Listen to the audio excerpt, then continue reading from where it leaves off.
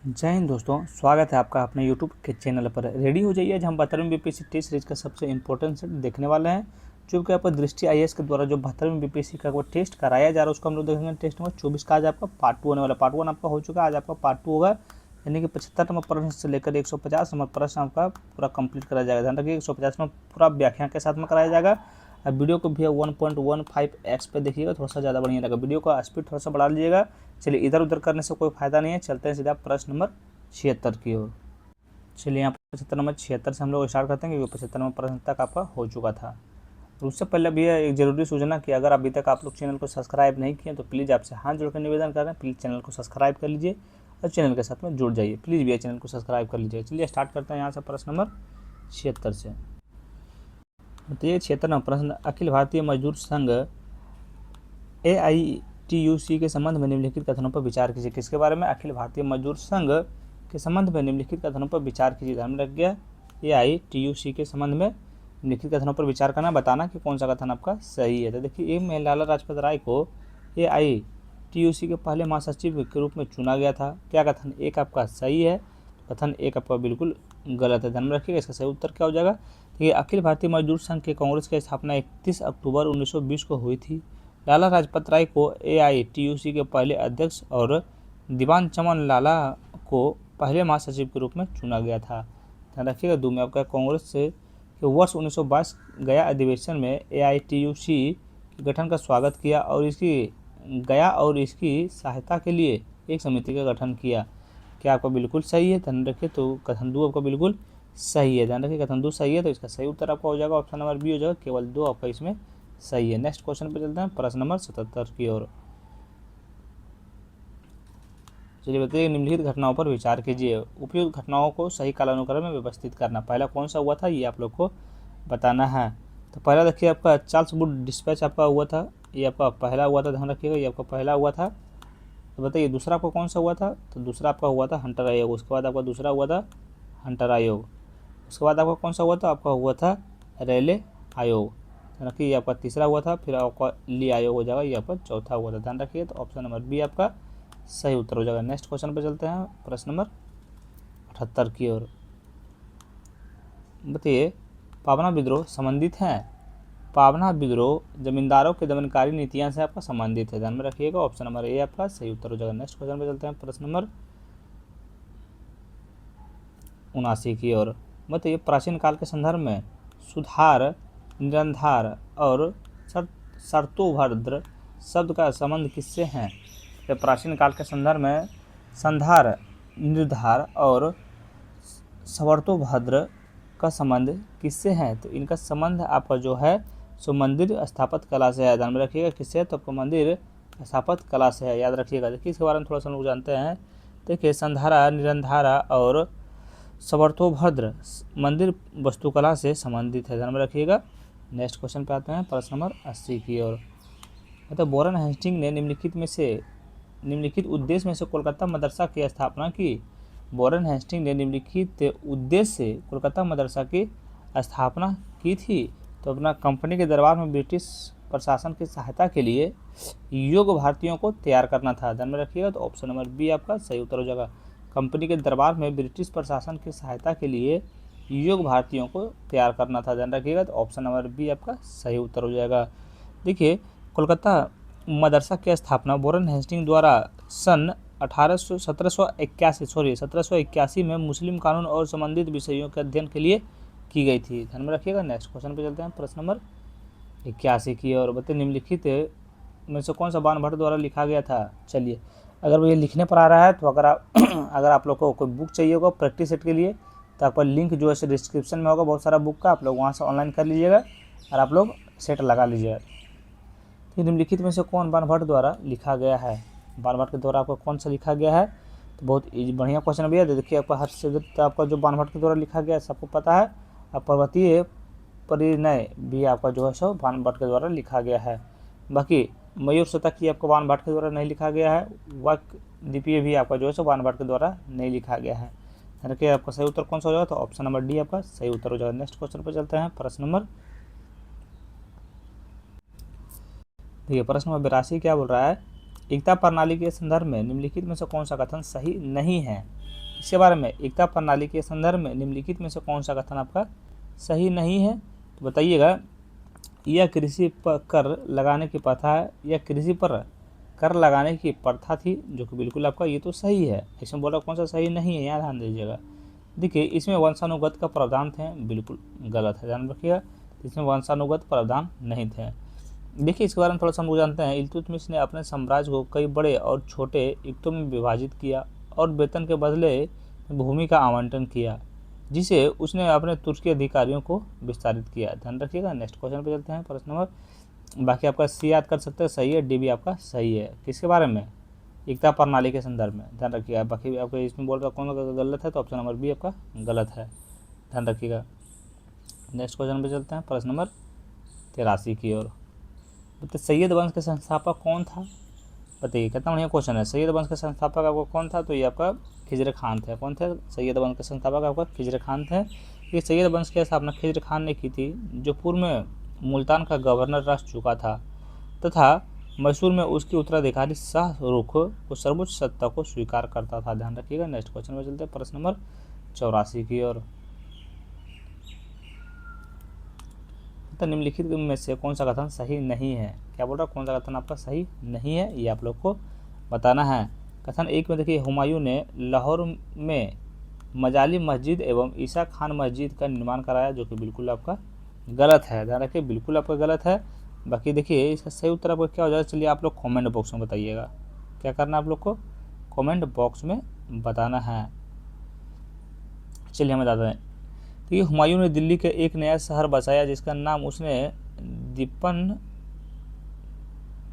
दीनपना तथा दिल्ली में मजाली मस्जिद एवं ईसा खान मस्जिद का निर्माण कराया था। ध्यान रखिएगा। नेक्स्ट क्वेश्चन पे आते हैं, प्रश्न नंबर। देखिए, ये तो बाकी शेरशाह सूरी ने रोहतास किला बनवाया, जो पाकिस्तान में स्थित यूनेस्को विश्व धरोहर स्थल है। बिल्कुल ये आपका सही है। शेरशाह सूरी के समय मौजा प्रशासन का क्या है, निम्नतम स्तर था, जो बिल्कुल सही है। हुमायूं का मकबरा 1570 में बनाया गया था और 1993 में इसका यूनेस्को द्वारा विश्व धरोहर स्थल के रूप में मान्यता दी गई थी, जो कि बिल्कुल आपका सही है। लेकिन इसमें कौन सा सही नहीं है, तो ऑप्शन नंबर ए आपका सही नहीं है। ध्यान रखिएगा। और इसका सही सोल्यूशन भी बता दिए भैया, क्या होगा, फिर से सुन लीजिएगा एक बार। हुमायूं ने दिल्ली में एक नया शहर बसाया, जिनका नाम क्या दीपन रखा था, दिन पनाह रखा था। क्या रखा था? दिन पनाह रखा था। ध्यान में रखिएगा। इसे दिल्ली के मजाली एवं ईसा खान मस्जिद का निर्माण कराया था। ध्यान में रखिएगा। नेक्स्ट क्वेश्चन पे आ जाते हैं, प्रश्न नंबर 85 की ओर। और अभी तक चैनल को सब्सक्राइब नहीं किए भैया, तो प्लीज़ आपसे हाथ जोड़कर निवेदन कर रहे हैं, प्लीज़ चैनल को सब्सक्राइब कर लीजिए। बताइए, अकबर के संदर्भ में निम्नलिखित कथनों पर विचार कीजिए। किसके बारे में? अकबर के संदर्भ में। बहुत बढ़िया क्वेश्चन है। तो इसमें कौन सा कथन आपको सही बोल रहा है, ये आप लोग को बताना है। देखिए, एक में आपका है, थॉमस रो उनके दरबार में आने वाले पहले अंग्रेज थे, जो कि बिल्कुल आपका गलत है। तो देखिए इसके बारे में थोड़ा सा जानते हैं। रॉल्फ फिंच पहला अंग्रेज व्यक्ति था जो अकबर के दरबार में आया था।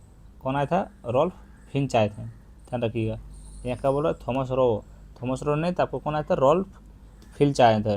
ध्यान रखिएगा, फिंच आए थे। देखिए, उनका अंतिम अभियान 1661 में गोलकुंडा के विरुद्ध था, जो कि बिल्कुल आपका गलत है। तो इसका सही उत्तर क्या हो जाएगा? देखिए ध्यान से सुनिएगा, थोड़ा सा लंबा पड़ जाएगा शायद। देखिए, थॉमस रो को जहांगीर के दरबार में भेजा गया।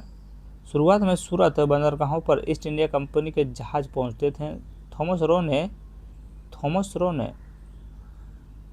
छोड़िए भैया, इतना इसका देखिए सोल्यूशन उतना लंबा हो जाए, छोटा सा सोल्यूशन हम बताते। देखिए, अकबर का अंतिम अभियान 1601 ईस्वी में असीरगढ़ खानदेश के विरुद्ध था। किसके? खानदेश के विरुद्ध था। गोलकुंडा के विरुद्ध आपका नहीं था। किसके विरुद्ध था? तो आपका देखिए असीरगढ़ खानदेश के विरुद्ध था। ध्यान रखिए। तो इसका सही उत्तर आपका ऑप्शन नंबर डी हो जाएगा, ना ही एक ना ही दो, इसमें कोई भी आपका सही नहीं है। हम सबका आंसर आपको बता दिए हैं। इसीलिए अगर हमसे कहीं कुछ गलती हो रहा है भैया, अगर पढ़ने में अगर हम कहीं भी गलती किए होंगे, तो लोग प्लीज़ आपसे हाथ जोड़ कर माफ़ी मांगते हैं, आप लोग माफ़ कर दीजिएगा। अब वीडियो को 1.15x पे जरूर देखिए। वीडियो का स्पीड अभी तुरंत आप लोग बढ़ा लीजिए। चलिए आगे बढ़ते हैं, प्रश्न नंबर 86 को। बताइए, बुजुर्ग पुरातत्व स्थल नवपाषाण युग में अस्थि निर्मित औजारों की जानकारी मिलती है। यह स्थल कहाँ स्थित है?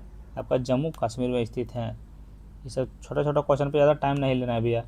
देखिए, चारों वेदों में सबसे लघु वेद कौन सा है? आपका सामवेद है, ध्यान में रखिएगा कौन सा है, तो आपका सामवेद है। चारों वेदों में सबसे लघु वेद कौन सा है, तो सामवेद है। 88वां प्रश्न देखिए किस पाषाण युग के लोगों को चित्रकला के सबसे अधिक रुचि थी, किस लोगों के थी, तो आपका मध्य पाषाण युग के आपके लोगों को जो है सो चित्रकला की सबसे अधिक रुचि थी, ध्यान रखिएगा। ऑप्शन नंबर बी आपका सही उत्तर हो जाएगा। चलिए नेक्स्ट क्वेश्चन चलते हैं, प्रश्न नंबर 89 की। और बताइए सिंधु घाटी सभ्यता के लोगों को निम्नलिखित में से किस पशु के विषय में जानकारी नहीं था, बताइए। सिंधु घाटी सभ्यता के लोगों को निम्नलिखित में से किस पशु के विषय में जानकारी नहीं था, किस पशु का नहीं था, तो आपका सिंह का जो है सो आपका नहीं था, ध्यान में रखिएगा। ये सिंधु घाटी सभ्यता के पालतू पशुओं में जैसे बिल्लियाँ, कुत्ते, गधे, ऊँट, भेड़, बकरी और भैंस आदि शामिल थे। घोड़े के उपयोग में पुख्ता साक्ष्य भी अभी तक प्राप्त नहीं हुए हैं, ध्यान रखिएगा। नेक्स्ट क्वेश्चन पे आते हैं, प्रश्न नंबर 90 की ओर। सिंधु घाटी सभ्यता का विस्तार के संदर्भ में निम्नलिखित में से कौन सा युग में सही सुमेलित नहीं है, बताना। सिंधु घाटी सभ्यता के विस्तार के संदर्भ में निम्नलिखित में से कौन सा सही सुमेलित नहीं है, कौन सा सही सुमेलित नहीं है, तो देखिए ए में है सबसे उत्तरी स्थल मांडा, बिल्कुल सही है। सबसे दक्षिणी स्थल दैमाबाद, बिल्कुल सही है। सबसे पश्चिमी स्थल सुरकोटदा, बिल्कुल गलत है। सबसे पश्चिमी स्थल आपको कौन सा होगा, जल्दी बताइए। सबसे पश्चिमी स्थल आपको हो जाएगा सुतकांडोर हो जाएगा, ध्यान रखिए कहाँ हो जाएगा, सुतकांडोर हो जाएगा। सुरकोटदा नहीं हो, सुतकांडोर हो जाएगा। सुतकांडोर लिख सकते हैं क्या,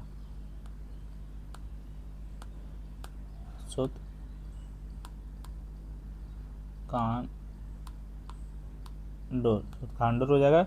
सबसे पूर्वी स्थल आपका आलमगीरपुर, क्या आपको ये सुमिलित है, तो ये आपको बिल्कुल सही सुमिलित है। आलमगीरपुर आपका उत्तर प्रदेश, बिल्कुल सही सुमिलित है। मांडा आपका कहाँ है, तो मांडा आपका जम्मू कश्मीर में है, बताइए। महाराष्ट्र। दैमाबाद आपका महाराष्ट्र में है, बताइए। कांडोर आपका क्या है, पाक ईरान सीमा पर है, ध्यान रखिएगा। नेक्स्ट क्वेश्चन में चलते हैं, प्रश्न नंबर 91 को। बताइए निम्नलिखित में से कौन सा फरनामा रहला के लेखक हैं, बताइए निम्नलिखित में कौन सा फरनामा रहला के लेखक हैं, कौन है, तो ये आपका है इन बतूता, ध्यान में रखिएगा। फरनामा रहला के लेखक आपका इन बतूता है, ध्यान रखिएगा। कौन है, इन बतूता, किसके, फरनामा रहला के लेखक, ध्यान रखिएगा। नेक्स्ट क्वेश्चन है, देखिए 92वां प्रश्न। आदि शंकराचार्य के संदर्भ में निम्नलिखित में से कौन सा कथन सही नहीं है, किसके बारे में, आदि शंकराचार्य के संदर्भ में निम्नलिखित में से कौन सा कथन सही नहीं है, ये आप लोग को बताना है। देखिए ए में है उन्होंने श्रृंगेरी नामक स्थान पर वरिष्ठ अद्वैत मठ की स्थापना की, जो कि बिल्कुल आपका गलत है। क्या है, उन्होंने श्रृंगेरी नामक स्थान पर वरिष्ठ अद्वैत मठ की स्थापना की, जो कि बिल्कुल गलत है। देखिए इसका सही उत्तर हम लोग देखेंगे तो क्या हो जाएगा, देखिए श्रृंगेरी आदि शंकराचार्य द्वारा स्थापित अद्वैत मठों में से एक स्थल है, ध्यान रखिएगा। आदि शंकराचार्य का जन्म कब हुआ था, 11 मई 778, 11 मई 778 को केरल के कोच्चि के पास कलाड़ी में हुआ था, ध्यान रखिएगा। तो ये तो देखिए आपको बिल्कुल सही है, ध्यान रखिएगा। आप लोग धोखा खा जाते हैं तुरंत में एकदम, ये तो आपको बिल्कुल सही है। देखिए 2 में बौद्ध धर्म के दर्शन का विरोध किया, दर्शन का क्या किया, विरोध किया। क्या आपका ये कथन 2 सही है, बताइएगा, क्या कथन 2 सही है। चलिए इसका आंसर आप लोग कमेंट बॉक्स में बता दीजिए, चलिए इसका आंसर आप लोग कमेंट बॉक्स में बता दीजिए, इसका आंसर कमेंट बॉक्स में बताइए। चलिए अगला 93वां प्रश्न बताइएगा। देखिए अल्लामा प्रभु और अक्का महादेवी किस आंदोलन के साथ 2 प्रमुख सुधारक थे, बताइए। अल्लामा प्रभु और अलका महादेवी किस आंदोलन से जुड़े 2 प्रमुख व्यक्ति थे, तो वीर शैव से जुड़े आपका 2 व्यक्ति थे, ध्यान में रखिएगा। नेक्स्ट क्वेश्चन पे चलते हैं, प्रश्न नंबर 94 की। बताइए देखिए भैया जो सोल्यूशन में आपका होगा वही सोल्यूशन हम बता रहे हैं, अगर आपका कोई सोल्यूशन ही अगर गलत हो जाता है तो हम उसमें कुछ कर नहीं सकते हैं। देखिए चचनामा के लेखक हैं, तो कितना बढ़िया क्वेश्चन है, चचनामा के लेखक कौन है भैया, तो आपका मोहम्मद अली कोफी हैं, ये क्वेश्चन हम कल ही पढ़े थे। चलिए यहाँ से अब आते हैं हम लोग मिलान करने वाला, अब यहाँ पे मिलान करने में थोड़ा सा ज़्यादा मज़ा आने वाला है। चलो बताइए, देखिए सूची 1 में क्या है, मुख्य शब्द है और ये अर्थ है, ये सारा आपका अर्थ हो गया और ये आपका मुख्य शब्द हो गया, ध्यान रखिएगा। चलिए मिलान करते हैं। देखिए वजीर ए कुल आपको प्रधानमंत्री को बोला जाता है, ध्यान रखिए, किसको बोला जाता है, तो प्रधानमंत्री को बोला जाता है। बताइए अमीर ए कुल आपका वित्त मंत्री को बोला जाता है, ध्यान रखिएगा। इसको बोला जाता है, मंत्री को बोला जाता है। वजीर अशरफ आपका किससे बोला जाता है? मजलिस अफसरा का विदेश मामले और शाही दरबार को कहा जाता है। ध्यान में रखिए, ये आपका 4 में हो जाएगा। आपका देखिए तरफदार आपका हो जाएगा प्रांत प्रमुख। याद रखिए, तो 1, 2, 4 और 3, 1, 2 और 4 और 3 कहाँ है? तो 1, 2, 4 और 3 आपका ऑप्शन नंबर बी में है। चलिए नेक्स्ट क्वेश्चन में याद करते जाइएगा भैया, क्वेश्चन पे ध्यान रखिएगा तभी याद रहेगा। बताइए बंजारों के संदर्भ में निम्नलिखित में से कौन सा कथन सही नहीं है? बंजारों के संदर्भ में निम्नलिखित में से कौन सा कथन आपका सही नहीं है, ये आप लोग को बताना है। देखिए एक में है बंजारे सबसे महत्वपूर्ण व्यापारी खाना बदोश हैं, जो कि बिल्कुल आपका सही है। वे सैन्य अभियानों दौरान मुगल सेना के लिए खदान ले जाने के लिए जिम्मेदार थे, बिल्कुल सही है। विसिन एक लेखक निकोलो मनुची ने अपने संस्मरणों में बंजारों की जीवन शैली का वर्णन किया है, जो कि बिल्कुल आपका गलत है। ध्यान रखिए, ऑप्शन नंबर चलिए देखिएगा ये क्वेश्चन तो आपका देखिए ऑप्शन नंबर सी इसका सही उत्तर होगा, जो कि आपका सही नहीं है। लेकिन इसमें थोड़ा सा हमको डाउट हो रहा है भैया, क्या आपका ये ऑप्शन सी आपका सही नहीं है? कि सोल्यूशन में आपका दिया हुआ है कि ऑप्शन नंबर सी आपका जो है बिल्कुल गलत है। यहाँ पे क्वेश्चन में पूछ रहा है गलत है, लेकिन ऑप्शन नंबर सी तो हमको गलत लग रहा है। लेकिन यहाँ ऑप्शन में कुछ और दिया हुआ है, थोड़ा सा आप लोग इस पर देखिएगा और इसको थोड़ा सा आप लोग कमेंट करिएगा कि कौन सा सही होगा, या फिर ऑप्शन नंबर सी आपका गलत है या फिर सही हो जाएगा, फिर बताइएगा। नहीं तो फिर इसका आंसर क्या होगा आप लोग प्लीज़ कॉमेंट बॉक्स में बताइएगा। नेक्स्ट 97 नंबर प्रश्न देखिए, निम्नलिखित में से किस स्थान पर अशोक 4 सिंह शीर्ष हैं? तो निम्नलिखित में से किस स्थान पर अशोक के 4 सिंह शीर्ष हैं? तो आपका सारनाथ में। कहाँ है आपका? सारनाथ में। ध्यान रखिएगा कि वाराणसी के निकट सारनाथ में 100 वर्ष से अधिक समय से पहले खोजी गई सिंह शिखर को सामान्यतः सारनाथ सिंह शिखर नाम से जाना जाता है। ध्यान रखिएगा। नेक्स्ट क्वेश्चन में चलते हैं प्रश्न नंबर 98 की ओर। बताइएगा सांची का स्तूप के संदर्भ में निम्नलिखित में से कौन सा कथन सही है? किसके बारे में? सांची स्तूप के संदर्भ में कौन सा कथन आपका सही है, ये आप लोग को बताना है। देखिए कथन 1 में आपका इसका निर्माण सम्राट अशोक ने करवाया था, जो कि बिल्कुल आपका सही है। स्तूप के चारों ओर सुंदर प्रवेश द्वार की रेलिंग का निर्माण शुंग राजवंश के दौरान किया गया था, जो कि बिल्कुल आपका सही है। ध्यान रखिएगा, तो ऑप्शन नंबर बी आपका सही उत्तर हो जाएगा। दोनों कथन आपका बिल्कुल सही है। ध्यान रखिएगा सांची स्तूप के संदर्भ में दोनों कथन आपका सही है, आप लोग याद करते जाएगा। इसका निर्माण सांची स्तूप का निर्माण आपका सम्राट अशोक करवाए थे। देखिए सांची स्तूप का आपका सुंदर प्रवेश द्वार की रेलिंग का निर्माण आपका शुंग राजवंश ने करवाया था। ध्यान रखिएगा। नेक्स्ट क्वेश्चन पर आते हैं प्रश्न नंबर 99 की ओर। बताइए सातवाहन वंश के संदर्भ में निम्नलिखित में से कौन सा कथन आपका सही है? तो सातवाहन वंश के संदर्भ में निम्नलिखित में से कौन सा कथन आपका सही है? सही उत्तर हम लोग को चुनने के लिए बोल रहा है। तो बताइए देखिए प्रतिष्ठान राजवंश की राजधानी थी, ये तो आपका बिल्कुल सही है। रखिए कथन 1 आपका बिल्कुल सही है। कथन 2 में आपका है गौतमीपुत्र सतकर्णी राजवंश का संस्थापक थे, बिल्कुल आपका गलत है। देखिए इसके बारे में थोड़ा सा जानते हैं। गौतमी सतकर्णी 106 से लेकर 130 ईस्वी राजवंश के प्रसिद्ध शासकों में से एक थे। ध्यान में रखिएगा, जो कि आपका कथन 2 सही नहीं है। ध्यान रखिएगा। नेक्स्ट क्वेश्चन पे आते हैं, इसका सही उत्तर कौन सा हो जाएगा? तो ऑप्शन नंबर ए हो जाएगा। केवल एक आपका सही है। किसके बारे में? सातवाहन वंश के संदर्भ में, याद रखिएगा। चलिए नेक्स्ट क्वेश्चन पे चलते हैं प्रश्न नंबर 100 की ओर। मतलब प्राचीन भारत में मौर्य के विदेशी उत्तराधिकारियों के संदर्भ में निम्नलिखित में से कौन सा सही कालानुक्रम है? तो प्राचीन भारत में मौर्यों के विदेशी उत्तराधिकारियों के संदर्भ में निम्नलिखित में से कौन सा सही कालानुक्रम है? कौन सा सही कालानुक्रम है बताइएगा। तो ये जो है सर आपका यूनानी, शक और पार्थियन और कुषाण जो है आपका बिल्कुल सही कालानुक्रम है। पहला आपका यूनानी हो जाएगा, फिर शक हो जाएगा, फिर पार्थियन हो जाएगा, फिर आपका कुषाण हो जाएगा। कैसे होगा? पहले यूनानी होगा, फिर शक होगा, फिर पार्थियन होगा, फिर कुषाण होगा, फिर यूनानी होगा, फिर शक होगा, फिर पार्थियन होगा, फिर कुषाण होगा। याद रखिए। किसके बारे में? प्राचीन भारत के मौर्यों के विदेशी उत्तराधिकारियों के संदर्भ में। ध्यान रखिएगा, प्राचीन भारत में मौर्यों के विदेशी उत्तराधिकारियों के संदर्भ में पहला यूनानी होगा, फिर शक होगा, फिर पार्थियन होगा, फिर कुषाण होगा। याद रखिएगा। चलिए नेक्स्ट क्वेश्चन देखते हैं प्रश्न नंबर 101 की ओर। बताइए जैव रासायनिक ऑक्सीजन मांग BOD के संदर्भ में निम्नलिखित में से कौन सा कथन सही है? बताइए कौन सा कथन सही है, यहाँ पे ध्यान दीजिएगा।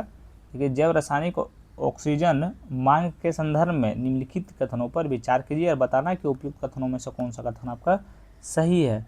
बताइए कौन सा कथन सही है। तो कथन 1 में है, देखिए जैव रासायनिक ऑक्सीजन मांग जल में मौजूद कार्बनिक अवशिष्टों को विघटित करने में बैक्टीरिया द्वारा आवश्यक घुलित ऑक्सीजन मात्रा है, जो कि बिल्कुल आपका सही है। माफ कीजिएगा, थोड़ा पढ़ने में दिक्कत होगी, हम पढ़ के बता देते हैं।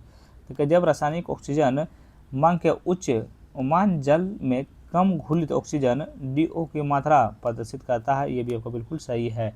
क्वेश्चन क्या था भैया, जैव रासायनिक ऑक्सीजन मांग के संदर्भ में कौन सा कथन सही है? तो आपको दोनों कथन सही है। देखिए, एक में क्या है, जैव रासायनिक ऑक्सीजन मांग में जल की मौजूद कार्बनिक अवशिष्टों को विघटित करने में बैक्टीरिया द्वारा आवश्यक घुलित ऑक्सीजन की मात्रा है। दो में देखिए आपका क्या है, जैव रासायनिक ऑक्सीजन मांग का उच्च मान जल में कम घुलित ऑक्सीजन DO की मात्रा को प्रदर्शित करता है। ध्यान रखिएगा। तो ऑप्शन नंबर ए आपका सही उत्तर हो जाएगा, दोनों कथन आपका सही है। चलिए नेक्स्ट क्वेश्चन पे चलते हैं, प्रश्न नंबर 102 की ओर। निम्नलिखित में से कौन सा ध्वनि स्तर आमतौर पर लंबे समय तक लोगों का स्वास्थ्य के लिए खतरनाक माना जाता है? तो निम्नलिखित में से कौन सा ध्वनि स्तर आमतौर पर लंबे समय तक लोगों का स्वास्थ्य के लिए हानिकारक माना जाता है, यानी कि खतरनाक माना जाता है? तो ये आपका माना जाता है, देखिए 85 डेसिबल। ध्यान रखिएगा, ये आपका मनुष्य के लिए हानिकारक माना जाता है, ध्यान रखिएगा, क्योंकि वह खतरनाक होता भी है। 103 नंबर प्रश्न बताइएगा। देखिए, ई अपशिष्ट उत्पन्न करने के मामले में भारत विश्व स्तर पर कौन सा स्थान रखता है? तो ई अपशिष्ट उत्पन्न करने के मामले में विश्व स्तर पर कौन सा स्थान रखता है? विश्व स्तर पर आपको कौन सा स्थान रखता है? तो आपका ये तीसरा रखता है, ध्यान रखिएगा। कितना रखता है? तो आपको तीसरा। चलिए नेक्स्ट क्वेश्चन पे आते हैं, प्रश्न नंबर 104 की ओर। द पायरोलिसिस का उपयोग अधिकतर निम्नलिखित में से किस क्षेत्र में किया जाता है? पायरोलिसिस का उपयोग अधिकतर निम्नलिखित में से किस क्षेत्र में किया जाता है? तो आपका अपशिष्ट प्रबंधन और पुनर्चक्रण के क्षेत्र में किया जाता है। ध्यान रखिए, किसको? पायरोलिसिस का उपयोग ध्यान रखिए किस क्षेत्र में किया जाता है? तो ये आपका अपशिष्ट प्रबंधन और पुनर्चक्रण के क्षेत्र में किया जाता है, ध्यान रखिएगा। नेक्स्ट क्वेश्चन पे चलते हैं, प्रश्न नंबर 85 105 की। निम्नलिखित में से कौन सा इन बायोमेडिसिन तकनीकी नहीं है? निम्नलिखित में से कौन सी इन सीटू बायोमेडिएशन तकनीकी नहीं है? तो आपका देखिए बायोपल्स जो है सो आपका, ये आपका जो है सो बायो रेमेडिएशन तकनीकी नहीं है। कौन सा? बायोपल्स, ध्यान रखिएगा। चलिए इसके बारे में थोड़ा सा हम लोग जानते हैं। देखिए, बायो रेडिएशन सूक्ष्मजीवी बैक्टीरिया और कवक का उपयोग करके पर्यावरण के प्रदूषण को कम विषाणु युक्त रूपों में विघटित करने की प्रक्रिया है, ध्यान रखिएगा। नेक्स्ट क्वेश्चन पे चलते हैं, प्रश्न नंबर 106 की ओर। मतलब निम्नलिखित में से कौन सा गैस अम्लीय वर्षा का निर्माण के लिए जिम्मेदार है? निम्नलिखित में से कौन से गैस अम्लीय वर्षा के निर्माण के लिए जिम्मेदार हैं? तो कौन सा गैस है? जल्दी बताइए, कौन सा गैस है? आप लोग बताइए। तो ये आपका सल्फर डाइऑक्साइड और नाइट्रोजन ऑक्साइड है, ध्यान रखिए, सल्फर डाइऑक्साइड और nitrogen oxide. Option number A आपका सही उत्तर हो जाएगा। चलिए नेक्स्ट क्वेश्चन पे चलते हैं, प्रश्न नंबर 108 की ओर 107 की ओर। तो ज्वारनद मुख के संदर्भ में निम्नलिखित में से कौन सा कथन सही है? किसके बारे में? ज्वारनद मुख के संदर्भ में निम्नलिखित में से कौन सा कथन आपका सही है? देखिए, नीचे दिए गए कथनों में से कौन सा कथन सही है, ये आप लोग को बताना है। कौन सा कथन सही है? तो कथन एक में देखिए आपका है, ज्वारनद मुख विश्व भर में सबसे घनी आबादी वाला क्षेत्र है। क्या कथन एक आपका सही है ज्वारनद मुख के संदर्भ में? तो बिल्कुल आपका सही है। देखिए, ज्वारनद मुख के यह सबसे अधिक उत्पादक क्षेत्र हैं, क्योंकि इसमें स्वच्छ और समुद्र जल के स्वच्छ मात्रा में पोषक तत्व प्राप्त होते हैं। ध्यान रखिए, दो भी आपका बिल्कुल सही है। इसका सही उत्तर आपका ऑप्शन नंबर कौन सा हो जाएगा? तो बी आपका सही उत्तर हो जाएगा, तो क्योंकि दोनों कथन आपका सही है। किसके बारे में? ज्वारनद मुख के संदर्भ में, ध्यान रखिएगा। नेक्स्ट क्वेश्चन पर आते हैं, प्रश्न नंबर 108 की ओर। खाद्य श्रृंखला के संदर्भ में निम्नलिखित में से कौन सा कथन सही है? किसके बारे में? खाद्य श्रृंखला के संदर्भ में निम्नलिखित में से कौन सा कथन आपका सही है, ये आप लोग को बताना है। तो ए में है, चरण खाद्य श्रृंखला में ऊर्जा का प्राथमिक स्रोत जीवित बायोमास है। अब वीडियो को 1.15x पे जरूर देखिएगा, क्योंकि थोड़ा सा हम कहीं बीच में रुक जाते हैं, तो अगर थोड़ा सा स्पीड बढ़ा लीजिएगा तो वो आपका मैनेज हो जाएगा, ध्यान रखिएगा। तो ये क्या मतलब? खाद्य श्रृंखला के संदर्भ में निम्नलिखित में से कौन सा कथन सही है? तो और देखिए आपका कथन एक पे है, चरण खाद्य श्रृंखला में ऊर्जा का प्राथमिक स्रोत जीवित पादप बायोमास है। बायोपादप आपका क्या है? बायोमास है, तो बिल्कुल आपका सही है। दोनों है, देखिए अपरद खाद्य श्रृंखला में ऊर्जा का स्रोत मृत कार्बनिक पदार्थ हैं, जो कि बिल्कुल आपका सही है। ध्यान रखिएगा। तो ऑप्शन नंबर सी आपका राइट आंसर हो जाएगा। चलिए नेक्स्ट क्वेश्चन देखते हैं प्रश्न नंबर 109 की ओर। प्रश्न नंबर 109 की ओर चलिए बताइएगा। देखिए ब्रह्मोस मिसाइल के संबंध में निम्नलिखित कथनों पर विचार कीजिएगा। इसके बारे में ब्रह्मोस मिसाइल के और उपयुक्त में से कौन सा कथन आपका सही है बताना। किसके बारे में? ब्रह्मोस मिसाइल के संबंध में। देखिए ब्रह्मोस एक हाइपरसोनिक क्रूज मिसाइल है। क्या कथन एक आपका सही है? तो कथन एक आपका बिल्कुल गलत है। ध्यान में रखिएगा, बिल्कुल आपका गलत है। देखिए ब्रह्मोस एक सुपरसोनिक क्रूज मिसाइल है जो कि 2.83 तक गति तक पहुंचने में सक्षम है। देखिए यहाँ बोल रहा है हाइपरसोनिक नहीं है, ये आपका कौन सा? तो ये आपका सुपरसोनिक है। कौन सा है? ब्रह्मोस एक आपका सुपरसोनिक क्रूज मिसाइल है, याद रखिएगा। देखिए इसे भारत और रूस ने संयुक्त रूप से विकसित किया है, बिल्कुल आपका सही है। यह फायर एंड फॉरगेट सिद्धांत पर काम करती है, जो कि बिल्कुल आपका सही है। ध्यान रखिएगा। तो 2 और 3 आपका सही हो जाएगा। तो ऑप्शन नंबर बी आपका सही उत्तर हो जाएगा। किसके बारे में? ब्रह्मोस मिसाइल के संबंध में। ब्रह्मोस एक हाइपरसोनिक है नहीं, सुपरसोनिक है, याद रखिएगा इस चीज़ को। चलिए 110 नंबर प्रश्न बताइएगा। मई 2025 में भारत में निम्नलिखित में से किस देश के साथ एक मुक्त व्यापार समझौता किया है? तो मई 2025 में भारत ने निम्नलिखित में से किस देश के साथ एक मुक्त व्यापार समझौता किया है? तो ये आपका यूनाइटेड किंगडम के साथ में किया है। ध्यान रखिएगा। तो ऑप्शन नंबर आपका कौन सा हो जाएगा? ऑप्शन नंबर ए आपका सही उत्तर हो जाएगा, याद रखिएगा। नेक्स्ट क्वेश्चन चलते हैं प्रश्न नंबर 111 की ओर। कार्बन सीमा समायोजन तंत्र के बारे में कौन सा कथन सही है? किसके बारे में? कार्बन सीमा समायोजन तंत्र के बारे में कौन सा कथन सही है, ये आप लोग को बताना है। कथन एक में देखिए, यह विकासशील देशों को कार्बन उत्सर्जन को कम करने के लिए वित्तीय सहायता प्रदान करता है, जो कि बिल्कुल आपका सही है। ध्यान रखिए, कथन एक तो आपका बिल्कुल सही अभी तक है। ध्यान रखिए दो में आपका क्या है, कौन सा सही है? एक सेकंड रुकिए भैया, कौन सा कथन आपका सही बोल रहा है? तो ये आपका देखिए ए आपका सही नहीं है भैया, बी भी आपका सही नहीं, डी भी सही नहीं है। यह देखिए कार्बन रिसाव को रोकने के लिए क्या आयातित वस्तुओं पर उनके कार्बन फुटप्रिंट के आधार पर कर लगाता है। ध्यान रखिए ऑप्शन नंबर डी आपका सही हो जाएगा। किसके बारे में? कार्बन सीमा समायोजन तंत्र के बारे में कौन सा कथन सही होगा? तो कथन डी आपका बिल्कुल सही उत्तर हो जाएगा। थोड़ा सा इसमें डाउट हो गया, थोड़ा सा आप लोग क्वेश्चन पे गौर फरमाइएगा। नेक्स्ट क्वेश्चन में चलते हैं प्रश्न नंबर 112 की ओर। बताइए निम्नलिखित में से कौन सी भारत में जारी पहली जीनोम संपादित चावल की किस्में हैं जिनका उद्देश्य उपज और जलवायु सही गुणवत्ता में सुधार करना है? सही गुणवत्ता में आपका सुधार करना है।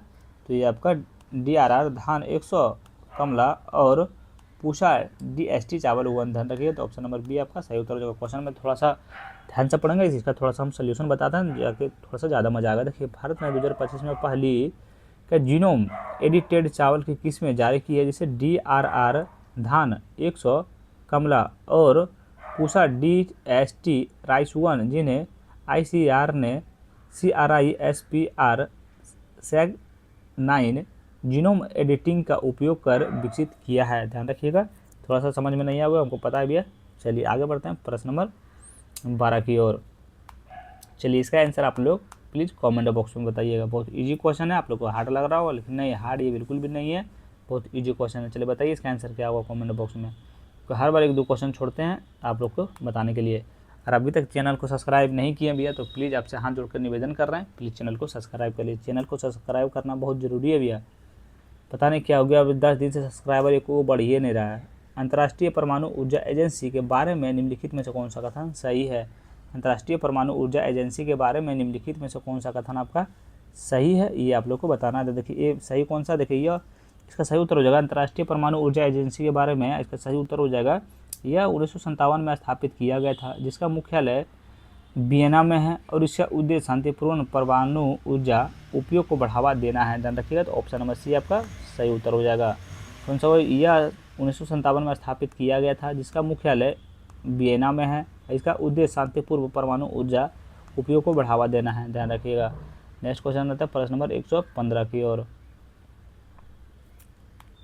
द मोस्ट फेवर्ड नेशन शब्द निम्नलिखित में से किस अंतर्राष्ट्रीय संगठन से जुड़ा हुआ है?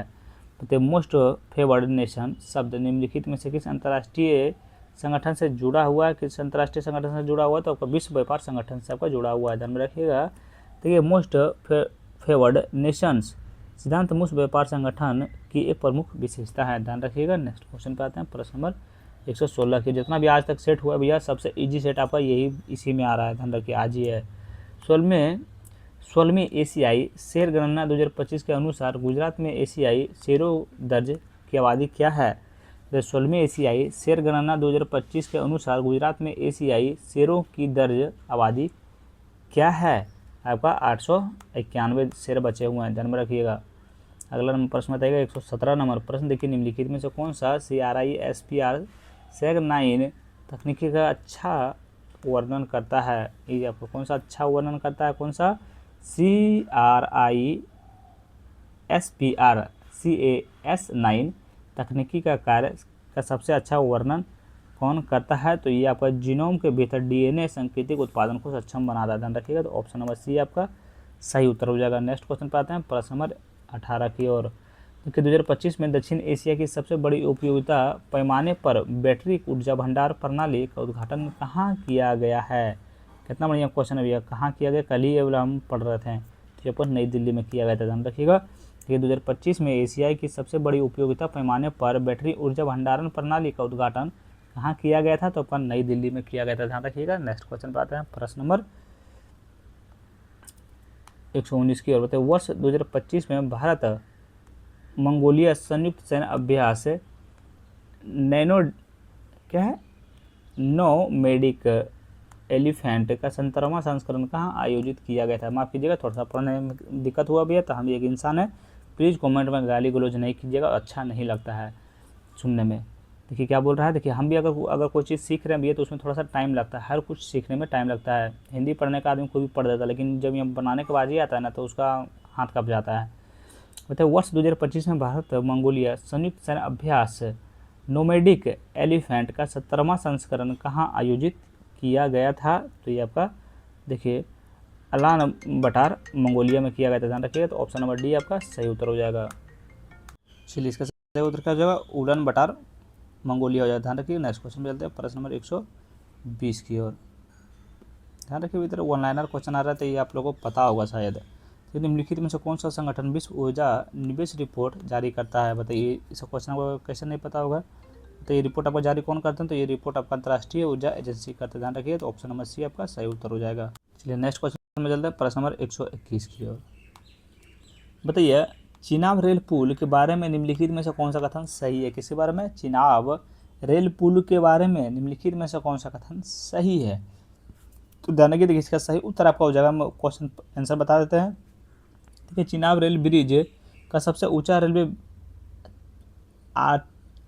क्या है, चिनाब रेल ब्रिज दुनिया का सबसे ऊंचा रेलवे आर्च ब्रिज है, जो चिनाब नदी से 259 मीटर ऊपर है, जो एफिल टावर को 35 मीटर से पीछे छोड़ता है, ध्यान रखिएगा। तो इसका सही उत्तर आपका ऑप्शन नंबर सी हो जाएगा। यह देखिए 359 मीटर लंबा है, यह जम्मू कश्मीर के रियासी में स्थित विश्व के सबसे ऊंचे रेलवे क्या है, मेहराब पुल है, ध्यान में रखिएगा। तो ऑप्शन नंबर आपका कौन सा सही हो जाएगा, तो ऑप्शन नंबर सी आपका राइट आंसर हो जाएगा। नेक्स्ट क्वेश्चन में चलते हैं, प्रश्न नंबर 122 की ओर। बताइए महात्मा गांधी ने अपनी आत्मकथा पुस्तक मेरे सत्य के प्रयोग में सज्जन बिहारी नामक एक पूरा अध्याय किसे समर्पित किया है। बताइए आपका किसे आपका समर्पित किए हैं, तो ये आपको पूरे के समर्पित किए हैं, ध्यान रखिएगा। तो आपका ब्रजकिशोर प्रसाद को किए हैं, ध्यान रखिएगा। देखिए महात्मा गांधी ने अपने आत्मकथा पुस्तक मेरे सत्य का प्रयोग में सज्जन बिहारी नामक एक पूरा अध्ययन किसे समर्पित किया है, तो ब्रजकिशोर प्रसाद को किए हैं, याद रखिएगा। नेक्स्ट क्वेश्चन पर चलते हैं, प्रश्न नंबर 123 की। बताइए रामधानी सिंह दिनकर के संबंध में निम्नलिखित कथनों पर विचार कीजिए। किसके बारे में, रामधानी सिंह दिनकर के बारे में। यार कौन सा कथन आपका सही है ये आप लोग को बताना। देखिए उन्हें राष्ट्रपति की उपाधि प्राप्त है, जो कि बिल्कुल आपका सही है। दिनकर जी को उनके उपन्यास उर्वशी के लिए वर्ष 1972 में ज्ञानपीठ पुरस्कार से सम्मानित किया गया है, जो कि बिल्कुल सही है। 3 में उन्होंने संसद के निचले सदन में बेगूसराय का प्रतिनिधित्व किया है, ये आपका बिल्कुल गलत है, ध्यान रखिएगा, बिल्कुल आपका गलत है। तो इसका सही उत्तर आपको कौन सा हो जाएगा, इसका सही उत्तर आपका 1 और 2 हो जाएगा। तो ऑप्शन नंबर ए आपका सही उत्तर हो जाएगा, 3 आपका सही नहीं है, याद रखिएगा। चलिए नेक्स्ट क्वेश्चन पर चलते हैं, प्रश्न नंबर 124 की ओर। तो बिहार के निम्नलिखित में से किस जिले में तराई मिट्टी का सर्वाधिक केंद्रन पाया जाता है? तो बिहार के निम्नलिखित में से किस जिले में तराई मिट्टी का सर्वाधिक संकेंद्रण पाया जाता है? तो आपका अररिया में पाया जाता है। ध्यान रखिएगा, ऑप्शन नंबर डी आपका सही उत्तर हो जाएगा। नेक्स्ट क्वेश्चन चलते हैं।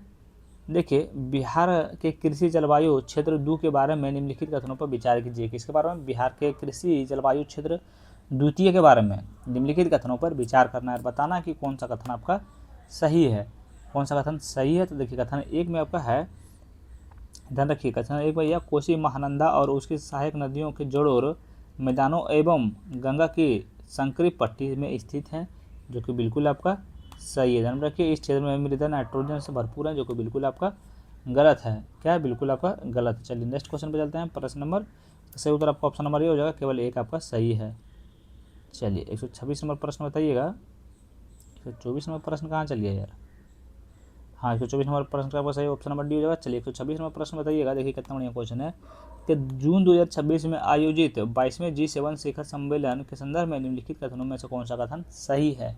किसके बारे में? जून 2026 में आयोजित 22वें G7 शिखर सम्मेलन के संदर्भ में निम्नलिखित में से कौन सा कथन आपका सही है? तो कौन सा कथन सही है? तो ये आपका देखिए, यह एवियन लेंस वेंस फ्रांस में आयोजित किया गया था। कहाँ? ये एवियन लेंस वेंस फ्रांस में आयोजित किया गया था। ध्यान रखिएगा, तो ऑप्शन नंबर बी आपका सही उत्तर हो जाएगा। नेक्स्ट क्वेश्चन आता है, बताइएगा 22वें G7 शिखर सम्मेलन आपको कहाँ आयोजित किया गया था? तो आपका फ्रांस में आयोजित किया गया था। आपका कहाँ? तो आपका एवियंस लेंस वेंस में किया गया था। ध्यान रखिएगा। चलिए नेक्स्ट क्वेश्चन आता है, प्रश्न नंबर 127 का। इसका आंसर आप लोग प्लीज कमेंट बॉक्स में बताइए। 2 और 3 क्वेश्चन आप लोग के लिए हमेशा छोड़ते हैं, तो इसका आंसर आप लोग प्लीज कमेंट बॉक्स में बताइएगा। चलिए नेक्स्ट क्वेश्चन 128 नंबर प्रश्न बताइएगा। हाल में प्रधानमंत्री की सेशेल्स यात्रा के दौरान चर्चा में रहा महासागर सिद्धांत निम्नलिखित में से किससे संबंधित हैं? बताइए, हाल ही में प्रधानमंत्री की सेशेल्स यात्रा के दौरान चर्चा में रहा महासागर सिद्धांत निम्नलिखित में से किससे संबंधित हैं? बताइए, निम्नलिखित में से आपको किससे संबंधित हैं? तो ये आपका हिंद महासागर के क्षेत्रों के लिए भारत की समुद्री सुरक्षा और नीतिगत ब्लू इकोनॉमी सहयोग ढांचा से आपका संबंधित है। ध्यान रखिए, तो ऑप्शन नंबर बी आपका सही उत्तर हो जाएगा। ध्यान रखिएगा, किसके बारे में? हाल ही में प्रधानमंत्री की सेशेल्स यात्रा के दौरान चर्चा में रहा महासागर सिद्धांत निम्नलिखित में से किससे संबंधित है? तो हिंद महासागर क्षेत्र के लिए भारत का समुद्री सुरक्षा और नीतिगत ब्लू इकोनॉमी सहयोग ढांचा से संबंधित है। ध्यान रखिएगा, तो ऑप्शन नंबर आपका 20 सही उत्तर हो जाएगा। नेक्स्ट क्वेश्चन पे आते हैं, प्रश्न नंबर 129 की। देखिए, Kunming Montreal global biodiversity framework के संदर्भ में निम्नलिखित में से कौन सा कथन सही है? किसके बारे में? Kunming Montreal global biodiversity framework के संदर्भ में कौन सा कथन आपका सही है, ये आप लोग को बताना है। कौन सा कथन सही है? चलिए बताइए। तो देखिए, कथन 1 में आपका है, इसे मॉन्ट्रियल कनाडा में आयोजित CBD COP15 में अपनाया गया था, जो कि बिल्कुल आपका सही है। इसका 30x30 लक्ष्य वर्ष 2030 से कम 30% स्थलीय अंतर्देशीय जल तटीय और समुद्री क्षेत्रों के संरक्षण का लक्ष्य रखता है, जो कि बिल्कुल आपका सही है। ध्यान रखिए, इसका सही उत्तर आपका ऑप्शन नंबर ए हो जाएगा। दोनों कथन आपका सही है। नेक्स्ट क्वेश्चन पे चलते हैं, प्रश्न नंबर 130 की ओर। बताइए, भारत में टेलीग्राम पर लगाए गए अस्थायी प्रतिबंध के संदर्भ में निम्नलिखित में से कौन सा कथन सही है? बताइए, बहुत बढ़िया क्वेश्चन भैया। अभी टेलीग्राम पर जो प्रतिबंध लगा था, भारत में टेलीग्राम पर लगाए गए अस्थायी प्रतिबंध के संदर्भ में निम्नलिखित में से कौन सा कथन आपका सही है? तो देखिए, मीठी सूचना प्रौद्योगिकी अधिनियम 2000 की धारा 69 के एक के तहत टेलीग्राम के खिलाफ अस्थायी प्रतिबंध आदेश जारी किया है। ध्यान रखिएगा, तो ऑप्शन नंबर ये आपका सही उत्तर हो जाएगा। चलिए देखिए, इसके बाद थोड़ा सा हम लोग विश्लेषण से जानते हैं इसके बारे में। ध्यान रखिएगा। देखिए, जून 2026 में इलेक्ट्रॉनिक्स और सूचना प्रौद्योगिकी मंत्रालय ने सूचना प्रौद्योगिकी अधिनियम 2000 की धारा 69 के एक के तहत 22 जून 2026 तक टेलीग्राम को अस्थायी रूप से प्रतिबंध कर दिया गया था। यह प्रतिबंध आदेश राष्ट्रीय सुरक्षा एजेंसी NTA की सिफारिश पर किया गया था। ध्यान रखिएगा। नेक्स्ट क्वेश्चन पे आते हैं, प्रश्न नंबर 131 की ओर। इसका सही उत्तर कौन सा है? तो ऑप्शन नंबर ए हो जाएगा। केवल एक आपका सही है। तो केवल एक आपका सही है, 2 आपका गलत है, याद रखिएगा। नेक्स्ट क्वेश्चन पर चलते हैं, प्रश्न नंबर 131 की ओर। राष्ट्रीय खेल शासन अधिनियम 2025 और राष्ट्रीय खेल बोर्ड के संदर्भ में निम्नलिखित में से कौन सा कथन सही है? मतलब राष्ट्रीय खेल शासन अधिनियम 2025 और राष्ट्रीय खेल बोर्ड के संदर्भ में निम्नलिखित में से कौन सा कथन आपका सही है, बताइएगा कौन सा कथन सही है। देखिए एक में आपका है, ध्यान रखिएगा, एक सेकंड रुकिए। देखिए एक में है, राष्ट्रीय खेल बोर्ड राष्ट्रीय खेल निकायों को मान्यता देने और राष्ट्रीय खेल शासन अधिनियम 2025 के तहत शासन विधि और नैतिक मानकों का अनुपालन सुनिश्चित करने के लिए शीर्ष निकाय के रूप में कार्य करेगा। ध्यान रखिए, जो कि बिल्कुल आपका सही है। देखिए एनएसबी के लिए गठित खोज या चयन समिति में ओलंपिक निशानेबाज गगन नारंग और भारोत्तोलन एवं कुंजारानी देवी शामिल हैं, जो कि बिल्कुल आपका सही है। ध्यान रखिए, राष्ट्रीय खेल शासन अधिनियम 2025 और राष्ट्रीय खेल बोर्ड के संदर्भ में दोनों कथन आपका सही है, याद रखिएगा। तो ऑप्शन नंबर सी आपका सही उत्तर होने वाला है। नेक्स्ट क्वेश्चन देखते हैं 132वां प्रश्न, भारतीय राष्ट्रीय भुगतान निगम द्वारा लॉन्च किए गए ड्रूनिक्स के संदर्भ में निम्नलिखित कथनों पर विचार कीजिए। किसके बारे में? भारतीय राष्ट्रीय भुगतान निगम द्वारा लॉन्च किए गए ड्रूनिक्स के संदर्भ में निम्नलिखित कथनों पर विचार कीजिए और बताइए कि कौन सा कथन आपका ये सही है, कौन सा कथन सही है। तो कथन एक में आपका है, देखिए ड्रूनिक्स एक open source private blockchain framework है जिसके क्या हाइपर लेजर फैब्रिक को पुनर्गठित करके बनाया गया है और इसे ब्लॉकचेन तथा टोकनाइटेशन इकोसिस्टम का समर्थन करने के लिए डिजाइन किया गया है। ध्यान में रखिएगा, तो ये आपको बिल्कुल सही है, दो आपका बिल्कुल गलत है, इसलिए आपको इसका ऑप्शन नंबर ये आपका राइट आंसर हो जाएगा। नेक्स्ट क्वेश्चन पर चलते हैं, प्रश्न नंबर 133 के ऊपर, भारत ओमान व्यापार आर्थिक भागीदारी समझौता के संदर्भ में निम्नलिखित में से कौन सा कथन आपका सही है। किसके बारे में? भारत ओमान व्यापक आर्थिक भागीदारी समझौता यानी CEPA के संदर्भ में कौन सा कथन आपका सही है, ये आप लोग को बताना है। देखिए कथन एक में, भारत ओमान सेपा 1 जून 2026 में को लागू हुआ था, जो कि बिल्कुल आपका सही है। ओमान के खाड़ी क्षेत्र में भारत का सबसे बड़ा व्यापारिक भागीदार था, जो कि बिल्कुल आपका गलत है, इसीलिए ऑप्शन नंबर ए आपका सही उत्तर हो जाएगा। देखिए भारत ओमान का सबसे बड़ा व्यापारिक भागीदार सबसे बड़ा नहीं होगा, दूसरा सबसे बड़ा हो जाएगा, ध्यान रखिएगा। नेक्स्ट क्वेश्चन पर चलते हैं, प्रश्न नंबर 134 की ओर।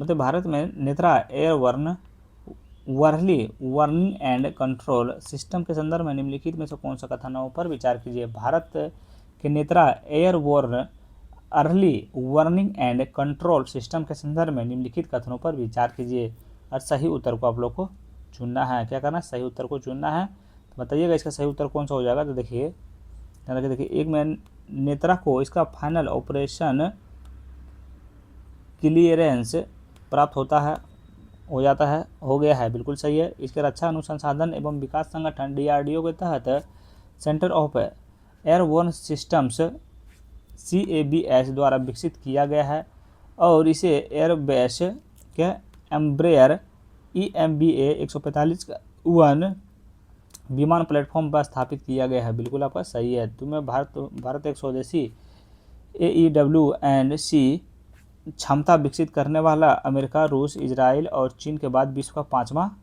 देश है, ध्यान में रखिए, जो कि बिल्कुल आपका सही है। ध्यान रखिए, इसका सही उत्तर आपका ऑप्शन नंबर डी हो जाएगा, उपयुक्त आपका तीनों सही कथन है। नेक्स्ट क्वेश्चन पे आते हैं, प्रश्न नंबर 135 के होते हैं, RBI के यूडीगाम पोर्टल के संबंध में निम्नलिखित कथनों पर विचार कीजिए। किसके? RBI यूडीगाम के संदर्भ में निम्नलिखित कथनों पर आप लोग को विचार करना है और उपयुक्त में से कौन सा कथन आपका सही है, ये आप लोग को बताना है।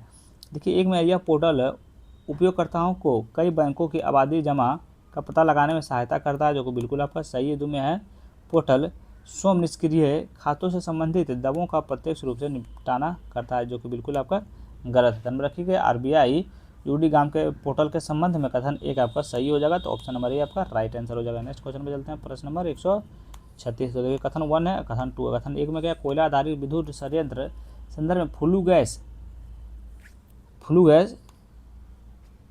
डिसल्फ्राइलेशन स्क्रैबो उत्सर्जन में परिगृहित करने के लिए चूना पत्थर या चूना का व्यापक उपयोग किया जाता है। क्या कथन एक आपका सही है? तो कथन एक जो है सो आपका बिल्कुल सत्य है, ध्यान में रखिए, बिल्कुल आपका सत्य है। कथन 2 में आपका है, सल्फर डाइऑक्साइड एक अत्यधिक क्षारीय गैस है जो प्रभावी रूप से रासायनिक उदासीन, ये बिल्कुल गलत है भैया। कथन 2 का बिल्कुल गलत है, ध्यान रखिएगा। तो ए सही है, 2 गलत है, इसका सही उत्तर हो जाएगा ए सही है, 2 गलत है। ए सही है, 2 गलत, आपका ऑप्शन नंबर सी में है। चलिए नेक्स्ट क्वेश्चन बताइएगा 137 की ओर। मध्य सांता माटा जलवायु सम्मेलन के संबंध में निम्नलिखित कथनों पर विचार कीजिए। किसके बारे में? सांता वाटा जलवायु के संबंध में निम्नलिखित कथनों पर विचार कीजिए। उपयुक्त में से कौन सा कथन आपका सही है, ये आप लोग को बता देना है। तो कौन सा सही है? देखिए, इसका एक संयुक्त राष्ट्र जलवायु परिवर्तन फ्रेमवर्क कन्वेंशन के अंतर्गत आयोजित किया गया था, जो कि बिल्कुल आपका गलत है। इसका उपयोग जीवाश्म ईंधनों के चरणबद्ध के रूप में संस्करण हेतु राजनीतिक विकसित करना था, ये भी आपका बिल्कुल सही है। ध्यान रखिए, इसका सही उत्तर आपका ऑप्शन नंबर बी हो जाएगा। केवल 2 आपका सत्य है। नेक्स्ट क्वेश्चन पर चलते हैं, प्रश्न नंबर 138 की ओर। मतलब यह उप सहारा अफ्रीका का एक बड़ा अर्धजलीय कैशकवच्छी जीव है जो पारिस्थितिकी तंत्र को आकार देने में महत्वपूर्ण भूमिका निभाता है। यह अत्यधिक क्षेत्रीय आक्रामकता और जल के शरीर के तापमान को नियंत्रित करने में जीवनशैली के लिए जाना जाता है। वर्तमान में यह आवास क्षति और अनधिकृत शिकार के कारण सुभेद श्रेणी में वर्गीकृत किया गया है, जो कि बिल्कुल आपका, बताइए कितना बड़ा क्वेश्चन था भैया। इसका क्या बोला, ऊपर दिए गए किस जीव का वर्णन किया जा रहा है, किस जीव का वर्णन किया जा रहा है? तो आपका दरियाई घोड़ा का आपका वर्णन किया जा रहा है। थोड़ा सा इस क्वेश्चन को आप लोग को खुद पढ़िएगा और थोड़ा सा ध्यान रखिएगा। चलिए नेक्स्ट क्वेश्चन पर चलते हैं, प्रश्न नंबर 139 की ओर। गर्भ में चिकित्सीय समापन MTP अधिनियम के संदर्भ में निम्नलिखित में से कौन कथनों पर विचार करो? क्या है? गर्भ का चिकित्सीय समापन MTP अधिनियम के संदर्भ में निम्नलिखित कथनों पर विचार कीजिए। यानी कि कौन सा कथन सही है फिर या फिर गलत है, ये हम लोग को पता चल जाएगा। ये कथन 1 में वर्ष 2021 के संशोधन के कुछ विशिष्ट श्रेणियों की स्त्रियों के लिए गर्भाशय मापन का उच्चतम गर्भविधि सीमा को 24 सप्ताह का विकसित किया है, जो कि ये तो आपका बिल्कुल सही है। ध्यान रखिए, ये आपका बिल्कुल सही है। कथन 2 में आपका वर्ष 1971 में मूल अधिनियम के गर्भ समापन की अनुमति केवल भ्रूण समानताओं मामले तक ही सीमित है, जो कि बिल्कुल आपका गलत है। ध्यान रखिएगा। तो आपको कौन सा सही उत्तर हो जाएगा? तो 139 का सही उत्तर आपका एक सही है, सिर्फ एक सही है। तो ऑप्शन नंबर ए आपका सही उत्तर हो जाएगा। सही बोल रहा था, कौन सा सही है? तो ऑप्शन नंबर ए आपका सही हो जाएगा। 140वां प्रश्न बताइए, निम्नलिखित कथनों पर विचार कीजिए। अभी तक हम चैनल को सब्सक्राइब करने के लिए नहीं बोल रहे थे भैया, क्या, ताकि हमको लगा कि आप लोग खुद से कर लीजिएगा। बताइए उपयुक्त में से कौन सा कथन आपका सही है? अगर यहाँ से जाते रहिएगा, वीडियो काटिएगा भैया, तो आप लोग प्लीज़ चैनल को सब्सक्राइब कर लीजिएगा। देखिए, पाथफाइंडर सैटेलाइट मिशन को पृथ्वी के अंश आधारित डेटा भेजने के बजाय ऑनबोर्ड कंप्यूटिंग सिस्टम का उपयोग कर अंतरिक्ष डेटा का प्रसंस्करण करने के लिए विकसित किया जा रहा है। क्या कथन 1 आपका सही है? कथन 1 आपका बिल्कुल सही है। कथन 2 में है, इस उपग्रह को नियंत्रण भू प्रक्षेपण कवरेज के लिए भू स्थिर कक्षा में संचालित करने के लिए डिजाइन किया गया है, जो कि बिल्कुल गलत है। ध्यान रखिएगा, इसका सही उत्तर आपका ऑप्शन नंबर ए हो जाएगा। केवल 1 आपका सही है। यहाँ से आपका मैथ आ रहा है, मैथ को आप लोग को खुद सॉल्व करना पड़ेगा, हम इसका आंसर बता देंगे। और आप लोग बताइएगा कि कितना मार्क्स आप लोग को आ रहा है। पूरा अगर सेट मारे हो तो कितना मार्क्स आया, आप लोग प्लीज़ कमेंट कीजिएगा। और हाँ, ये जरूरी सूचना भी है, अगर आप लोग को कोई प्रैक्टिस सेट का बुक चाहिए होगा तो आप लिंक जो है सो डिस्क्रिप्शन बॉक्स में दिया हुआ है, वहाँ से आप लोग ऑनलाइन कर लीजिएगा। तो 141 का सही उत्तर आपका ऑप्शन नंबर ए हो जाएगा। 142 का आपका सही उत्तर कौन सा हो जाएगा? तो 142 का सही उत्तर आपका ऑप्शन नंबर बी हो जाएगा। 143 का आपका सही उत्तर कौन सा हो जाएगा? 143 का आपका सही उत्तर हो जाएगा, ध्यान रखिएगा, ऑप्शन नंबर डी हो जाएगा। चलिए आगे बढ़ते हैं। 144 नंबर प्रश्न का आपका सही उत्तर कौन सा हो जाएगा? तो 144 का आपका सही उत्तर ऑप्शन नंबर सी हो जाएगा। बताइए 145 का सही उत्तर आपका क्या होगा? तो ऑप्शन नंबर बी होगा। 146 का सही उत्तर आपका क्या हो जाएगा? तो 146 का सही उत्तर आपका ऑप्शन नंबर बी हो जाएगा। 147 का आपका सही उत्तर कौन सा हो जाएगा? तो ऑप्शन नंबर सी हो जाएगा। चलिए 149 नंबर प्रश्न बताइएगा। 148 नंबर प्रश्न, 148 नंबर प्रश्न का आपका सही उत्तर कौन सा हो जाएगा? तो ऑप्शन नंबर सी हो जाएगा। नेक्स्ट क्वेश्चन पे आते हैं, प्रश्न नंबर 149 की ओर।